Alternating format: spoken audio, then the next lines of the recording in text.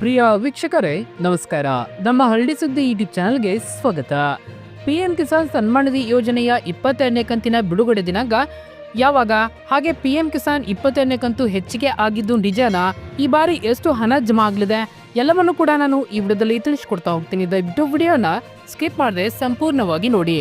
ಹಾಗೆ ನೀವಿನ್ನೂ ನಮ್ಮ ಚಾನಲನ್ನು ಸಬ್ಸ್ಕ್ರೈಬ್ ಆಗಿಲ್ಲ ಅಂತಂದ್ರೆ ಈ ಕೂಡಲೇ ಸಬ್ಸ್ಕ್ರೈಬ್ ಆಗಿ, ಹಾಗೆ ಬೆಲ್ ಐಕನ್ ಕ್ಲಿಕ್ ಮಾಡಿ ಆಲ್ ಅಂತ ಸೆಲೆಕ್ಟ್ ಮಾಡಿ. ನಮಸ್ಕಾರ ರೈತ ಬಾಂಧವರೇ, ಎಲ್ಲರೂ ಹೇಗಿದ್ದೀರಾ? ನಮ್ಮ ವಾಹಿನಿಯ ವಿಶೇಷ ಕೃಷಿ ವರದಿ ಕಾರ್ಯಕ್ರಮಕ್ಕೆ ತಮ್ಮೆಲ್ಲರಿಗೂ ಕೂಡ ಆದರದ ಸ್ವಾಗತ. ಇವತ್ತಿನ ನಮ್ಮ ಸಂಚಿಕೆಯಲ್ಲಿ ರಾಜ್ಯದ ರೈತ ಸಮುದಾಯ ಕಾತುರದಿಂದ ಕಾಯುತ್ತಿರುವ ಕೇಂದ್ರ ಸರ್ಕಾರದ ಮಹತ್ವಾಕಾಂಕ್ಷಿ ಯೋಜನೆಯಾದ ಪಿಎಂ ಕಿಸಾನ್ ಸನ್ಮಾನ್ ನಿಧಿ ಯೋಜನೆ ಬಗ್ಗೆ ಅತ್ಯಂತ ಮಹತ್ವದ ಸುದ್ದಿಯೊಂದನ್ನು ತಂದಿದ್ದೇನೆ. ಹೌದು, ರೈತರ ಆರ್ಥಿಕ ಬೆನ್ನೆಲುಬಾಗಿರುವ ಈ ಯೋಜನೆಯ 22ನೇ ಕಂತಿನ ಹಣ ಬಿಡುಗಡೆಗೆ ದಿನಗಣನೆ ಆರಂಭವಾಗಿದೆ. ರೈತರ ಖಾತೆಗಳಿಗೆ ಹಣ ಯಾವಾಗ ಜಮಾ ಆಗಲಿದೆ, ಯಾರಿಗೆಲ್ಲ ಈ ಬಾರಿ ಬರೋಬ್ಬರಿ 4,000 ರೂಪಾಯಿ ಸಿಗುವ ಸಾಧ್ಯತೆ ಇದೆ, ಮತ್ತು ಹಣ ಬಾರದೇ ಇದ್ರೆ ತಕ್ಷಣವೇ ಮಾಡಬೇಕಾದ ಕೆಲಸಗಳೇನು, ಈ ಎಲ್ಲಾ ಪ್ರಶ್ನೆಗಳಿಗೆ ಉತ್ತರವನ್ನ ಇಂದಿನ ವರದಿಯಲ್ಲಿ ಎಳೆಯಾಗಿ ಬಿಚ್ಚಿಡಲಿದ್ದೇವೆ. ದಯವಿಟ್ಟು ವಿಡಿಯೋವನ್ನ ಮಧ್ಯದಲ್ಲಿ ಸ್ಕಿಪ್ ಮಾಡದೆ ಸಂಪೂರ್ಣವಾಗಿ ನೋಡಿ. ಹಾಗೆ ನಿಮ್ಮ ಖಾತೆಗೆ ಇಲ್ಲಿವರೆಗೆ ಎಷ್ಟು ಕಂತುಗಳು ಜಮಾ ಆಗಿದೆ ಎಂಬುದನ್ನ ನಮ್ಮ ಕಮೆಂಟ್ ಬಾಕ್ಸ್ ಅಲ್ಲಿ ತಿಳಿಸಿ. ಹಾಗೆ ನಿಮ್ಮ ಜಿಲ್ಲೆ ಯಾವುದು ಎಂಬುದನ್ನು ಕೂಡ ನಮ್ಮ ಕಮೆಂಟ್ ಬಾಕ್ಸ್ ಅಲ್ಲಿ ತಿಳಿಸಿ. ದಯವಿಟ್ಟು ಈ ಮಾಹಿತಿಯನ್ನ ಅರ್ಧಕ್ಕೆ ನಿಲ್ಲಿಸದೆ ಕೊನೆಯವರೆಗೂ ನೋಡಿ, ಏಕೆಂದ್ರೆ ಇದರಲ್ಲಿರುವ ಒಂದು ಸಣ್ಣ ತಾಂತ್ರಿಕ ಮಾಹಿತಿಯನ್ನು ಕೂಡ ನೀವು ತಪ್ಪಿಸಿಕೊಂಡ್ರೆ ಕೈಗೆ ಬಂದದ್ದು ಬಾಯಿಗೆ ಬರದಂತೆ ಆಗ್ಬಹುದು. ಬನ್ನಿ ತಡ ಮಾಡದೆ ಇಂದಿನ ವರದಿಯನ್ನ ನೋಡ್ತಾ ಹೋಗೋಣ. ಸ್ನೇಹಿತರೆ, ಮೊದಲಿಗೆ ದಿನಾಂಕದ ಬಗ್ಗೆ ಇರುವ ಗೊಂದಲವನ್ನ ಬಗೆಹರಿಸೋಣ. ತಮಗೆಲ್ಲ ತಿಳಿದಿರುವಂತೆ ಕೇಂದ್ರ ಸರ್ಕಾರ ಪ್ರತಿ ವರ್ಷ ರೈತರಿಗೆ ಒಟ್ಟು 6,000 ರೂಪಾಯಿಗಳ ಆರ್ಥಿಕ ನೆರವನ್ನ ನೀಡುತ್ತಿದೆ. ಅದನ್ನ ತಲಾ 2,000 ರೂಪಾಯಿಗಳಂತೆ ವರ್ಷಕ್ಕೆ 3 ಕಂತುಗಳಲ್ಲಿ ಹಂಚಿಕೆ ಮಾಡಲಾಗ್ತಾ ಇದೆ. ನಾವು ಹಿಂದಿನ ಕಂತುಗಳನ್ನ ಗಮನಿಸುವುದಾದ್ರೆ, ಕಳೆದ 21ನೇ ಕಂತಿನ ಹಣವು ನವೆಂಬರ್ 19, 2025ರಂದು ದೇಶಾದ್ಯಂತ ಕೋಟ್ಯಾಂತರ ರೈತರ ಖಾತೆಗಳಿಗೆ ಜಮೆಯಾಗಿತ್ತು. ಪಿಎಂ ಕಿಸಾನ್ ಯೋಜನೆಯ ನಿಯಮದ ಪ್ರಕಾರ ಸಾಮಾನ್ಯವಾಗಿ ಪ್ರತಿ 4 ತಿಂಗಳ ಅಂತರದಲ್ಲಿ ಮುಂದಿನ ಕಂತು ಬಿಡುಗಡೆ ಆಗಬೇಕಿರುತ್ತೆ. ಈ ಲೆಕ್ಕಾಚಾರದ ಪ್ರಕಾರ ನೋಡುವುದಾದ್ರೆ ಡಿಸೆಂಬರ್ ಹಾಗೂ ಜನವರಿ ಮತ್ತು ಫೆಬ್ರವರಿ ತಿಂಗಳುಗಳ ಕಳೆದು ಫೆಬ್ರವರಿ ತಿಂಗಳು ನಡೆಯುತ್ತಿದೆ. ಹಾಗಾಗಿ ನಮಗೆ ಲಭ್ಯವಿರುವ ವಿಶ್ವಾಸಾರ್ಹ ಮೂಲಗಳ ಪ್ರಕಾರ 2026 ಸಾಲಿನ 22ನೇ ಕಂತಿನ ಹಣವು ಇದೇ ಫೆಬ್ರವರಿ ತಿಂಗಳ ಮಧ್ಯಭಾಗದಲ್ಲಿ, ಅಂದ್ರೆ ಫೆಬ್ರವರಿ 15ರ ಆಸುಪಾಸಿನಲ್ಲಿ ಅಥವಾ ಫೆಬ್ರವರಿ ತಿಂಗಳ ಅಂತ್ಯದೊಳಗೆ ರೈತರ ಖಾತೆಗಳಿಗೆ ಜಮಾ ಆಗುವ ಎಲ್ಲಾ ಸಾಧ್ಯತೆಗಳಿವೆ. ಸರ್ಕಾರ ಈ ಬಗ್ಗೆ ಸಿದ್ಧತೆಗಳನ್ನ ಮಾಡಿಕೊಳ್ಳುತ್ತಿದೆ. ಈ ಬಾರಿ 4,000 ರೂಪಾಯಿ ಜಮಾ ಆಗಲಿದೆ. ಯಾರಿಗೆ ಜಮಾ ಆಗಲಿದೆ? ಹೌದು, ಇನ್ನೊಂದು ಸಂತೋಷದ ವಿಚಾರವೇನಂತಂದ್ರೆ, ಕೆಲವು ರೈತರಿಗೆ ಈ ಬಾರಿ 2,000 ರೂಪಾಯಿ ಬದಲಿಗೆ 4,000 ರೂಪಾಯಿ ಜಮಾ ಆಗುವ ಅವಕಾಶವಿದೆ. ಇದು ಹೇಗೆ ಸಾಧ್ಯ ಅಂತೀರಾ? ಎಲ್ಲಿದೆ ನೋಡಿ. ಯಾವ ರೈತರಿಗೆ ಕಳೆದ ಬಾರಿ ಅಂದ್ರೆ 21ನೇ ಕಂತಿನ ಹಣ ಕೆಲವು ತಾಂತ್ರಿಕ ಕಾರಣಗಳಿಂದ, ಅಂದ್ರೆ ದಾಖಲೆಗಳ ದೋಷ, ಆಧಾರ್ ಲಿಂಕ್ ಆಗದೆ ಇರುವುದು ಇತ್ಯಾದಿ ಕಾರಣಗಳಿಂದ ಜಮಾ ಆಗಿರ್ಲಿಲ್ಲವೋ ಅಂತ ರೈತರು ಆ ದೋಷಗಳನ್ನ ಈಗ ಸರಿಪಡಿಸಿಕೊಂಡಿದ್ದರೆ ಅವರಿಗೆ ಹಳೆಯ ಬಾಕಿ ಹಣ ಮತ್ತು ಈಗಿನ ಹೊಸ ಕಂತಿನ ಹಣ ಎರಡೂ ಸೇರಿ ಒಟ್ಟು 4,000 ರೂಪಾಯಿ ಒಂದೇ ಬಾರಿಗೆ ಜಮಾ ಆಗಲಿದೆ. ಹಾಗಾಗಿ ನಿಮಗೆ ಕಳೆದ ಕಂತು ಬಂದಿಲ್ಲ ಎಂದಾಕ್ಷಣ ಆತಂಕ ಪಡುವ ಅಗತ್ಯವಿಲ್ಲ. ದಾಖಲೆ ಸರಿಪಡಿಸಿಕೊಂಡ್ರೆ ಹಣ ಖಂಡಿತವಾಗಿ ಬರುತ್ತೆ. ಹಣ ಪಡೆಯಲು ಕಡ್ಡಾಯವಾಗಿ ನೀವು ಈಗ 4 ಕೆಲಸವನ್ನ ಕಡ್ಡಾಯವಾಗಿ ಮಾಡಲೇಬೇಕಾಗುತ್ತೆ. ಸರ್ಕಾರ ಈ ಬಾರಿ ನಿಯಮಗಳನ್ನ ಮತ್ತಷ್ಟು ಬಿಗಿಗೊಳಿಸಿದೆ. 22ನೇ ಕಂತಿನ ಹಣ ನಿಮ್ಮ ಕೈ ಸೇರ್ಬೇಕಾದ್ರೆ ನೀವು ಈ ಕೆಳಗಿನ 4 ಪ್ರಮುಖ ನಿಯಮಗಳನ್ನ ಕಡ್ಡಾಯವಾಗಿ ಪಾಲಿಸಬೇಕು. ಇದರಲ್ಲಿ ಒಂದು ತಪ್ಪಾದರೂ ಕೂಡ ಹಣ ಬರುವುದಿಲ್ಲ. ಮೊದಲಾಗಿ ಈ KYC. ಇದು ಮೊದಲೇ ಮತ್ತು ಅತ್ಯಂತ ಮುಖ್ಯವಾದ ಹಂತ. ನಾನು ಹೋದ ವರ್ಷ ಮಾಡಿಸಿದ್ದೆ, ಈಗ ಬೇಕಿಲ್ಲ ಎಂದು ನಿರ್ಲಕ್ಷ್ಯ ಮಾಡಬೇಡಿ. ನಿಮ್ಮ ಈ KYC ಸ್ಟೇಟಸ್ ಅಲ್ಲಿ ಎಸ್ ಎಂದು ಇರಲೇಬೇಕು.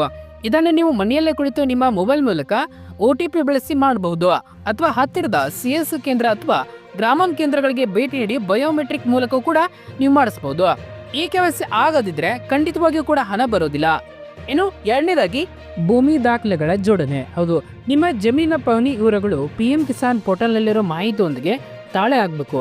ಹಲವು ಬಾರಿ ತಂದೆಯ ಮರಣದ ನಂತರ ಮಕ್ಕಳ ಹೆಸರಿಗೆ ಜಮೀನು ವರ್ಗಾವಣೆ ಆಗಿರುತ್ತದೆ, ಆದರೆ ಪಿಎಂ ಕಿಸಾನ್ ಖಾತೆಯಲ್ಲಿ ಅಪ್ಡೇಟ್ ಆಗಿರುವುದಿಲ್ಲ ಅಥವಾ ಹೆಸರಿನಲ್ಲಿ ಅಕ್ಷರ ತಪ್ಪುಗಳಿರಬಹುದು. ಹೀಗಾಗಿ ಸಿಸ್ಟಮ್ ಹಣವನ್ನ ತಡೆ ಹಿಡಿಯುತ್ತದೆ. ಅದರಿಂದ ನಿಮ್ಮ ಭೂ ದಾಖಲೆಗಳು ಸರಿಯಾಗಿ ಲಿಂಕ್ ಆಗಿವೆಯಾ ಎಂಬುದನ್ನು ಖಚಿತಪಡಿಸಿಕೊಳ್ಳಿ. ಇನ್ನು ಮೂರನೇದಾಗಿ ಆಧಾರ್ ಮತ್ತು ಬ್ಯಾಂಕ್ ಖಾತೆ ಜೋಡಣೆ. ಹೌದು, NPCI ಮ್ಯಾಪಿಂಗ್. ಕೇವಲ ಬ್ಯಾಂಕ್ ಅಕೌಂಟ್ ನಂಬರ್ ಕೊಟ್ಟರೆ ಸಾಲದು. ನಿಮ್ಮ ಬ್ಯಾಂಕ್ ಖಾತೆಯ ಆಧಾರ್ ಕಾರ್ಡ್ಗೆ ಜೋಡಣೆ ಆಗಿರಬೇಕು ಮತ್ತು NPCI ಮ್ಯಾಪಿಂಗ್ ಆಗಿರಬೇಕು. ಏಕೆಂದ್ರೆ ಸರ್ಕಾರ ಈಗ DBT ಮೂಲಕ ನೇರವಾಗಿ ಆಧಾರ್ ನಂಬರ್ ಆಧಾರದ ಮೇಲೆ ಹಣ ಹಾಕಲಾಗುತ್ತೆ. ಬ್ಯಾಂಕ್ ಖಾತೆ ಎಷ್ಟೇ ಚಾಲ್ತಿಯಲ್ಲಿದ್ದರೂ ಆಧಾರ್ ಸೀಡಿಂಗ್ ಆಗದಿದ್ರೆ ಹಣ ಜಮೆ ಆಗುವುದಿಲ್ಲ. ಇನ್ನು ನಾಲ್ಕನೇದಾಗಿ ಡಿಜಿಟಲ್ ಫಾರ್ಮರ್ ID. ಇತ್ತೀಚೆಗೆ ಕೇಂದ್ರ ಸರ್ಕಾರ ಡಿಜಿಟಲ್ ಕೃಷಿ ಮಿಷನ್ ಅಡಿಯಲ್ಲಿ ಪ್ರತಿಯೊಬ್ಬ ರೈತರು ಕೂಡ ಡಿಜಿಟಲ್ ಫಾರ್ಮರ್ ಐಡಿಯನ್ನ ನೀಡುತ್ತದೆ. ಮುಂದಿನ ದಿನಗಳಲ್ಲಿ ಕೇವಲ ಪಿಎಂ ಕಿಸಾನ್ ಅಷ್ಟೇ ಅಲ್ಲ, ಬೆಳೆ ವಿಮಾ ಮತ್ತು ಬೆಳೆ ಪರಿಹಾರ ಸಬ್ಸಿಡಿ ಮತ್ತು ಸಾಲ ಸೌಲಭ್ಯಗಳು ಸಿಗಬೇಕೆಂದ್ರೆ ಈ ಐಡಿ ಬಹಳ ಮುಖ್ಯವಾಗಿರುತ್ತದೆ. ಯಾರ ಬಳಿ ಈ ಐಡಿ ಇರುತ್ತದೆಯೋ ಅವರಿಗೆ ಸರ್ಕಾರದ ಯೋಜನೆಗಳು ತ್ವರಿತವಾಗಿ ಸಿಗುತ್ತವೆ.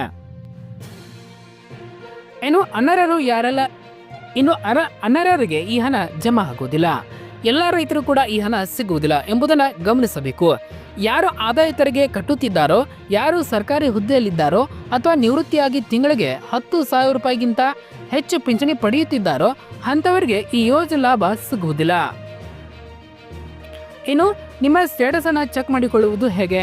ಹೌದು, ಮೊದಲನೇದಾಗಿ ಗೂಗಲ್ ಕ್ರೋಮ್ಗೆ ಓಪನ್ ಮಾಡಿಕೊಂಡು pmkisan.gov.in ಟೈಪ್ ಮಾಡಿ ನಂತರ ಸರ್ಚ್ ಮಾಡಬೇಕು. ಅಲ್ಲಿ ನಾವು ಯುವರ್ ಸ್ಟೇಟಸ್ ಮೇಲೆ ಕ್ಲಿಕ್ ಮಾಡಬೇಕು ಅಥವಾ ಬೆನಿಫಿಷರಿ ಸ್ಟೇಟಸ್ ಎಂಬ ಆಯ್ಕೆ ಇರುತ್ತೆ, ಅದನ್ನ ಮೇಲೆ ಕ್ಲಿಕ್ ಮಾಡಬೇಕು.